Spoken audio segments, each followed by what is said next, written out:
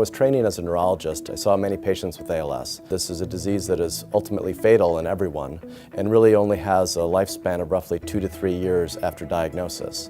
So once you're taking care of patients with this, you realize that there's this huge need, and I wanted to put forth my effort into this desperate problem. Grant funding from Regenerative Medicine Minnesota is critical to make these projects happen. It is often difficult to find funding for stem cell projects, especially clinical trials in stem cells. The fact that the state of Minnesota has invested in these trials is really important in bringing them forward. These trials just wouldn't happen if it weren't for their help. At any one time, there are thousands of patients with ALS who live in Minnesota. This treatment is geared for patients in Minnesota because we like to recruit patients that are local. While we are testing it specifically in ALS, we're hopeful that it will have more broad applicability in other neurodegenerative diseases, such as Alzheimer's or Parkinson's disease. Since receiving the RMM grant, we've been fortunate in that we've been able to complete the Phase I study, which is a safety study for this therapy in ALS. We've also found that there's an acceptable safety profile with these cells. There are many neurologists, many pathologists, many people in the cell therapy lab who are all contributing and working hard to make this sort of project happen.